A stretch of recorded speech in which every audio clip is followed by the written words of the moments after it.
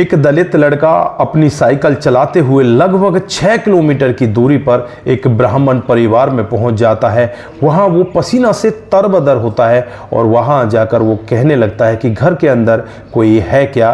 वो बिना कुछ सोचे समझे घर के बरामदे में पहुंच जाता है। वहां पर एक नौजवान लड़की निकल कर आती है और उस लड़के की ऐसी हालत को देखकर उसे पानी पिलाने लगती है। दोस्तों, तभी यहाँ पर उस लड़की के दोनों भाई आ जाते हैं और दोनों भाइयों को यहाँ पर बहुत ही ज़्यादा गुस्सा चढ़ जाता है कि ये दलित लड़का हमारे घर के अंदर कैसे घुस गया। दोस्तों, फिर यहाँ पर होती है बहुत ही ज़्यादा मार पिटाई। इस दलित लड़के के हाथ को तोड़ दिया जाता है। जो लड़की होती है भागकर अंदर जाती है, अपनी माँ को बुला कर लाती है। फिर यहाँ पर जो माँ होती है इस दलित लड़के को इनके चंगुल से छुड़ाती है। उसके बाद दलित लड़का डरता हुआ अपने घर पहुंच जाता है। दोस्तों, उसके बाद इनके जीवन में जो होता है कभी किसी ने कल्पना भी नहीं की थी। अगर आप लोग भी पूरी कहानी को डिटेल से जानना चाहते हैं तो वीडियो को जरा सा भी स्किप ना करें, लास्ट तक वीडियो को जरूर देखिएगा। आगे बढ़ने से पहले हमारी वही रिक्वेस्ट कि जो हमारे चैनल के साथ नए हैं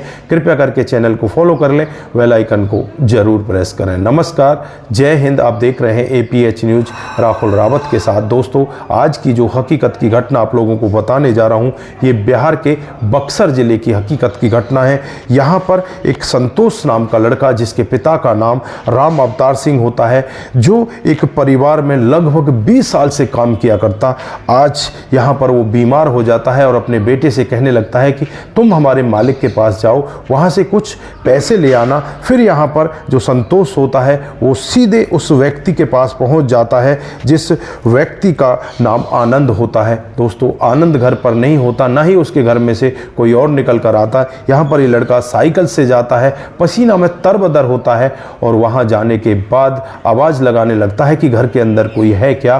तो घर के अंदर एक लड़की निकल कर आती है जिसका नाम नीलम होता है, जिसकी उम्र लगभग 20 साल होती है। दोस्तों, वो यहाँ पर इस लड़के से पूछने लगती है कि कौन हो, तुम्हें क्या काम है। तो यहाँ पर ये बताने लगता है कि मेरा नाम संतोष है और मैं यहाँ पर कुछ पैसे लेने के लिए आया हूं, तुम्हारे पापा घर पर नहीं है क्या। तो यहां पर वो लड़की कहती है कि पापा तो घर पर नहीं है, आपको तो बहुत ज़्यादा पसीना आ रहा है, मैं आपके लिए फ्रिज का ठंडा पानी ले आती हूं। दोस्तों, उसके बाद वो लड़की घर के अंदर जाती है और फ्रिज का ठंडा पानी लाकर इस लड़के को दे देती है। यहां पर ये लड़का पानी पी ही रहा होता है, तभी यहां पर नीलम के 2 भाई अमन और दूसरे का नाम आकाश होता है, वो वहां पर पहुंच जाते हैं और इस लड़के को देखकर एकदम ही बहुत ही तेजी के साथ गुस्सा करने लगते हैं और कहने लगते हैं कि तू है कौन और तू यहाँ पर आया कैसे। तो यहाँ पर ये लड़का बताता है कि मेरा नाम संतोष है और मैं राम अवतार का लड़का हूँ, मैं यहाँ पर पैसे लेने के लिए आया हूँ। दोस्तों, उसके बाद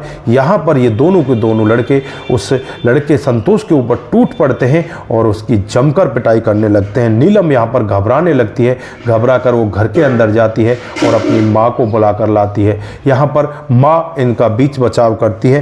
तो यहाँ पर संतोष यहाँ इतना डर जाता है, वो डर कर अपनी साइकिल भी वहीं पर छोड़ जाता है और सीधे अपने घर पहुँच जाता है।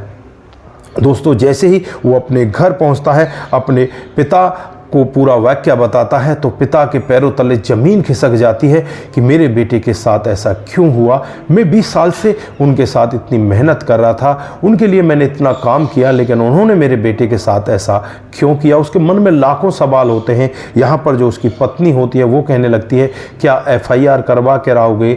तो यहाँ पर वो कहता है कि नहीं नहीं, पहले मैं उन लोगों से बातचीत करके आता हूँ कि मेरे बेटे की कमी क्या थी, किस वजह से मेरे बेटे को पीटा गया। दोस्तों, अब यहाँ पर राम अवतार सीधे उस घर का रुख करते हैं और वहीं पर पहुंच जाते हैं। सामने आनंद होते हैं। अब यहाँ पर जो राम अवतार होते हैं वो बाहर ही रुक जाते हैं और यहाँ अपनी गर्दन नीचे करके सर झुकाकर आनंद को नमस्कार करते हैं। तो आनंद कहते हैं कि राम अवतार सुनाओ कैसा हाल है। तो यहाँ पर राम अवतार कहने लगता है कि साहब, मैं तो बीमार हूँ और मैंने अपने बेटे को यहाँ पैसे लेने के लिए भेजा था, लेकिन यहाँ पर तो उसके साथ बहुत ही गलत हुआ। यहाँ पर आनंद कहने लगते हैं कि उसने अपनी हद को पार किया था, वो हमारे बरामदे तक पहुंच गया था और आज तक तुम्हें भी पता है, तुमने 20 साल में कभी भी हमारे बरामदे को नहीं छुआ, तुम्हें अपनी हद के बारे में पता था, इसलिए उसके साथ तो ऐसा होना ही था। तो यहाँ पर वो कहने लगता है कि मालिक, ऐसा तो उसने क्या गलती कर दी, आप उसे माफ़ भी कर सकते थे। तो यहाँ पर जो आनंद है वो कहने लगते हैं कि माफ़ी क्यों, अगर उसको हम माफ़ कर देते तो आगे समाज में पता कैसे चलता कि दलित को इस तरह से स्वर्ण के घर में नहीं घुसना चाहिए। दोस्तों अब यहाँ पर जो राम अवतार होते हैं उनके कोई शब्द नहीं होते, वो निशब्द हो जाते हैं और वहाँ से चलने लगते हैं। तभी यहाँ पर आनंद उससे कहने लगते हैं कि तुम यहाँ से चुपचाप कैसे जा रहे हो, तुम अपने बेटे के लिए माफ़ी नहीं मांगोगे क्या। अब यहाँ पर जो पिता होता है एकदम से टूट सा जाता है कि मेरे बेटे के हाथ को तोड़ दिया गया और मुझसे ही वापस कहा जा रहा है कि तुम अपने बेटे के लिए माफ़ी नहीं मांगोगे क्या। दोस्तों अब यहाँ पर वो कुछ भी नहीं कह पाता और वहाँ से साइकिल उठाकर चुपचाप चलने लगता है। फिर यहाँ पर जो आनंद है उससे कहता है कि तुम्हें माफ़ी मांगकर ही जाना होगा। अब यहाँ पर राम अवतार कुछ भी नहीं कर पाते और कहते हैं कि ठीक है, हमें और हमारे बेटे को माफ़ कर देना। दोस्तों उसके बाद वो सीधे अपने घर पर पहुंच जाते हैं और वहां जाने के बाद अपने बेटे की देखरेख में लग जाते हैं, अपनी खुद की बीमारी को भूल जाते हैं क्योंकि बेटे का दर्द उनसे सहन नहीं हो पाता। दोस्तों उसके बाद जैसे ही दूसरा दिन आता है, एक स्कूटी उनके दरवाजे पर आकर रुकती है और उस स्कूटी से जो नीलम होती है उनके घर के अंदर प्रवेश करती है। अब नीलम को यहाँ पर जो संतोष की माँ देखती है, माँ देखते ही एकदम चिल्लाने लगती है और कहने लगती है कि तुम हमारे घर पर क्यों आई हो, तुम्हारी वजह से ही तो हमारे बेटे की पिटाई हुई है, अगर तुम वहां पर नहीं होती तो शायद हमारे बेटे को नहीं पीटा जाता।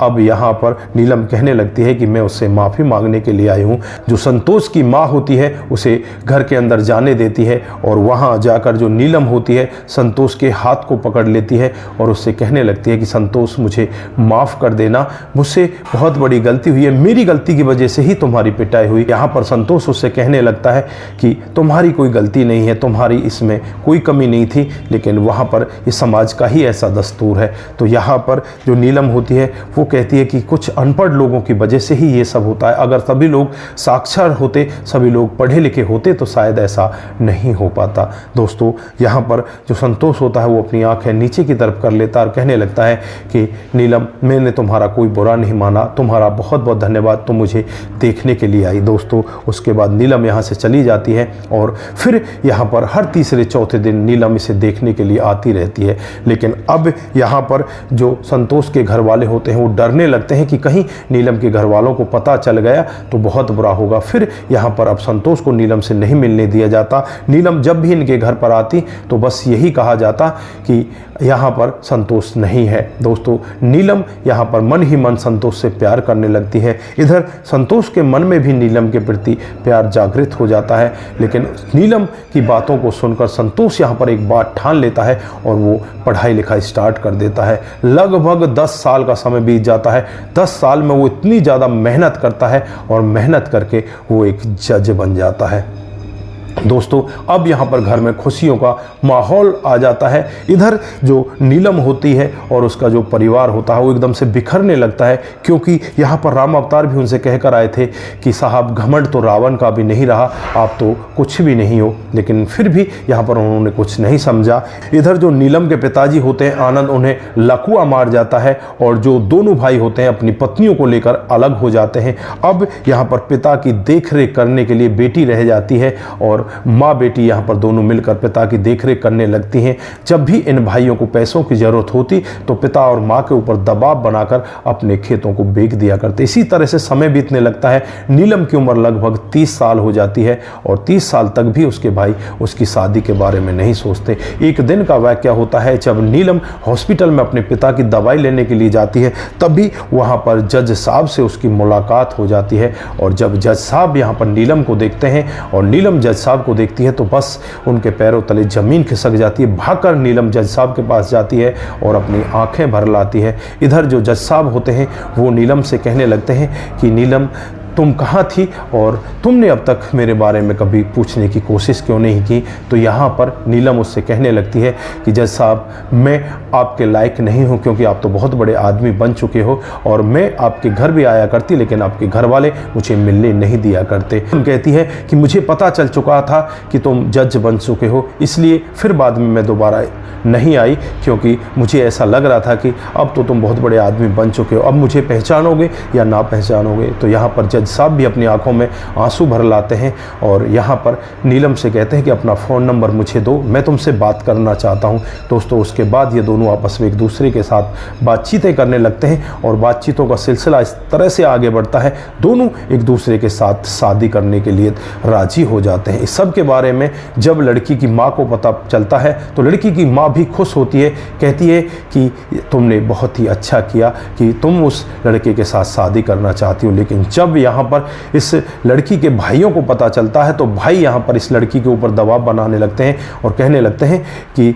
तुमने अगर ऐसा किया तो तुम्हारे लिए अच्छा नहीं होगा, मर्यादा कलंकित हो जाएगी, हम कहीं पर मुंह दिखाने के लायक नहीं रहेंगे। तभी यहाँ पर माँ बीच में बोल पड़ती है और कहने लगती है कि अब तुम्हारी मान मर्यादा कौन से 7वें आसमान पर है, क्या अब तुम्हारी मान मर्यादा कलंकित नहीं हो रही? जो बहन है वो 30 साल की हो चुकी है, उसकी शादी के बारे में तुमने कभी सोचा नहीं? अगर वो अब खुद अपनी मर्जी से शादी करना चाहती है तो तुम उसके ऊपर ऐसा दबाव बना रहे हो। दोस्तों यहाँ पर नीलम भी टूट सी ही जाती है, वो करे तो क्या करे। और एक दिन जो घर में दवाई रखी होती है, कीटनाशक दवाई, उस दवाई को वो खा लेती है और उसकी तबीयत बिगड़ने लगती है। दोस्तों माँ को जब पता चलता है तो माँ को पैरों तले ज़मीन खिसक जाती है। आनन फानन में ही पड़ोसियों की मदद से उस बेटी को नज़दीकी हॉस्पिटल में ले जाया जाता है। हालांकि जो इसके भाई होते हैं उस लड़की को बीच में रोकने का प्रयास करते हैं, लेकिन माँ उन्हें नहीं रोकने देती। और जब ये लड़की हॉस्पिटल में पहुंचती है तो वहां जाने के बाद ये अपनी अंतिम सांसें छोड़ देती है। इधर जज साहब भी अपने घर पर ही होते हैं। जज साहब को जब पता चलता है तो जज साहब भी दौड़े दौड़े हॉस्पिटल में पहुंचते हैं और जब जज साहब नीलम की ऐसी हालत को देखते हैं तो उनके पैरों तले ज़मीन खिसक जाती है, वो भी वहाँ पर सिसक सिसक कर रोने लगते हैं। इधर जो नीलम की माँ होती है वो जज साहब को सांत्वना देती है और कहने लगती है कि शायद भगवान को यही सब मंजूर था। तो दोस्तों ये थी आज की एक हकीकत की घटना। आप लोगों ने देखा किस तरह से यहाँ पर समाज में लोगों का भेदभाव होता है, जिस भेदभाव की वजह से यहाँ पर आज इतना बड़ा कांड हो जाता है। तो दोस्तों आप यहाँ पर क्या कहना चाहते हैं? क्या यहाँ पर नीलम को उस लड़के से शादी कर लेनी चाहिए थी या नीलम ने जो कदम उठाए वो उचित थे? आपकी जो भी राय है एक बार कमेंट बॉक्स में ज़रूर दीजिएगा। आज के लिए बस इतना ही, फिर मिलते हैं किसी नए मोड़ के साथ। तब तक के लिए आप अपना ख्याल रखें, परिवार का ख्याल रखें, सतर्क रहें, सावधान रहें। नमस्कार, जय हिंद,